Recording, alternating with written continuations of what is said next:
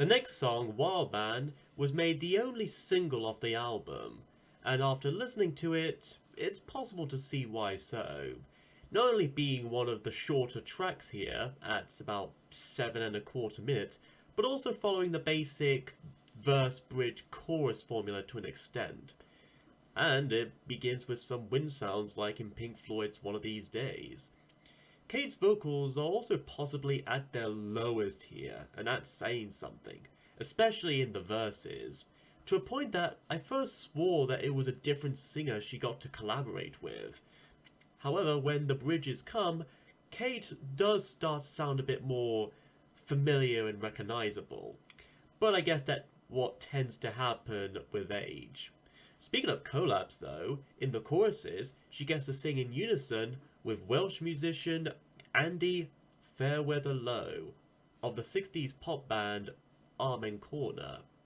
The lyrics themselves tell of the Yeti, or Bigfoot of the Himalayas to some, and those who try to find him or try to hide him.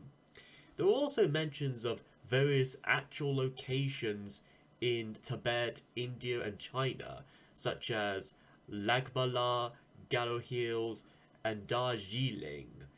Gotta give credit where credit's due.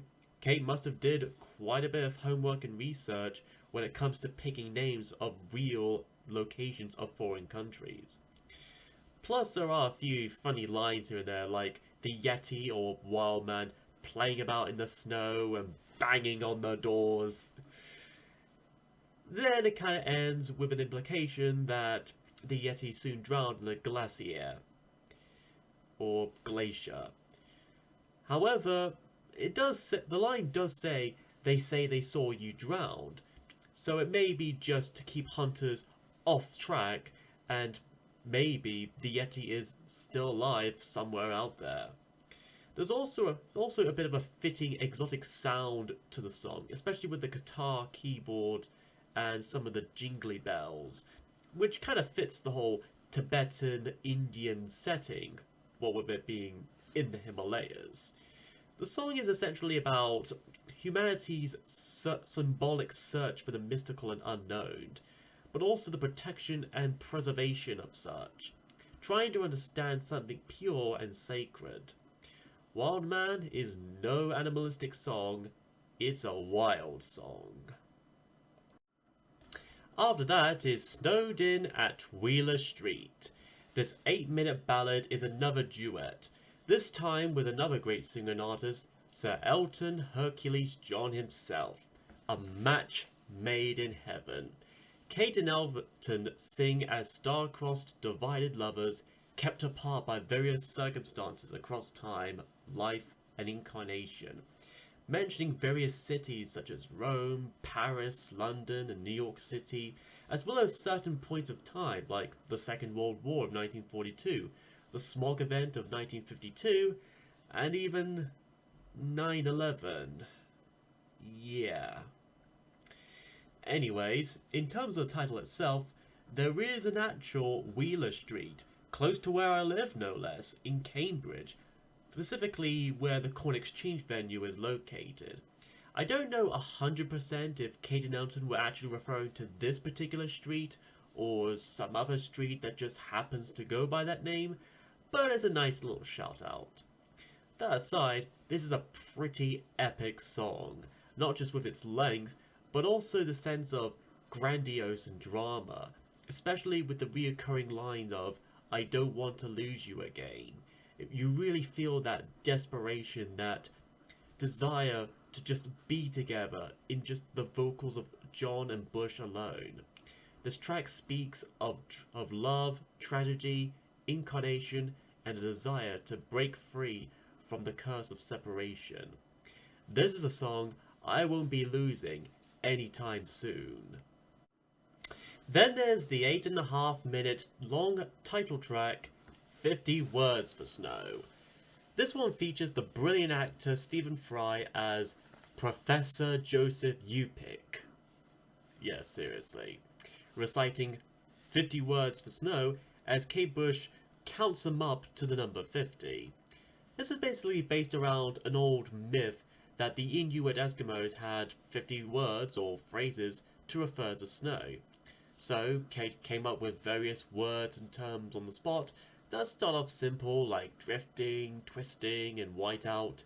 Then they start to sound stranger and more fantastical, like stellar tundra, eraso dust, and boomerang blanca, just to name a few. Then the 50th and last word ends up being simply snow. While a lot of these words seem to combine various real words and mix them into one, like a portmanteau, other words, combined with Fry's delivery of such, sound like they came from another vague, far-off language of sorts. The music itself is also very eerie in a way, with the slow build and the consistent percussion, and because of that, some may get easily and quickly bored by this and may skip on. But honestly, I do like a bit of build up myself, even if the payoff may be a bit off. This is definitely one of Kate's more experimental musical pieces, at least in a thematic sense. And so our album ends with the shortest track, Among Angels, at 6 minutes and 50 seconds. It's another simple and quiet piano ballad, but still sweet and beautiful on its own nonetheless. As a closer to the album, it's okay, if not passable. However, there doesn't seem to be any mention or alluding of snow like with the previous songs, but the music itself still has that chill, wintry vibe to it, so I guess I can give it that chance. It does also remind me a bit of Vision of Angels by Genesis, at least with the mention of seeing angels standing around, shimmering like mirrors in summer. Yeah, also, a song that mentions summer in an album that's generally themed around snow, hence winter. Right. Anyways, there's not too much to say or anything deep to interpret about this particular track, frankly. Just a simple and straight send off to the album, and likely Kate Bush's general discography as a whole. It may not go out with a bang or even a whimper, but it did at least go out with a sweet and gentle fade. And with that, 50 Words for Snow by Kate Bush is an interesting and all while decent entry to Kate Bush's discography and her musical catalogue. It's not exactly as big and mainstream as, say, Hounds of Love or The Kick Inside, but it's definitely among her more experimental works, like with Ariel and even The Red Shoes. It's just essentially themed around snow, essentially, just trying to capture that warm, wintry feeling, which I think Kate accomplished here. And the collabs are just fantastic. Steve Fry and Elton John definitely call to mind, and the respective songs are very good and very worth listening to. If you're into Kate's more poppier tracks like Wuthering Heights or Cloudbusting, you may not be so easily into this one. But if you like a more avant-garde, more experimental stuff where she really stretches her creative muscles in composing and songwriting, I say give this one a try. This is definitely an album that's worth listening to every December, every winter or so. Even if it's not exactly what you'd call a Christmas album. But with all that said, we come to a close to this season and this year. I've learned quite a bit about myself and various music and bands and all that, and I've probably grown quite a bit as a person, as well as in a bit of a production value too. And being as it's all going to be the first anniversary next week, I think it's time for a little bit of a change. I mean, it's been like a year or so since I've put on this thing.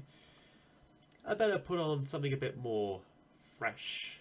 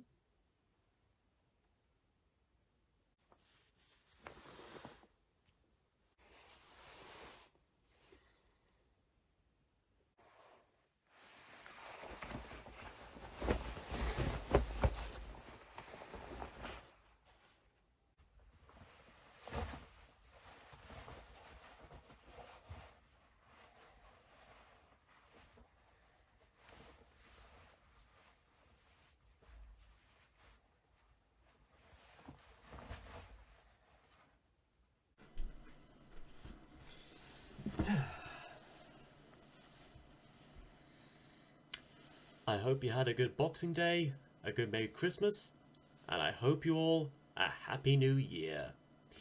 Here's to 2022.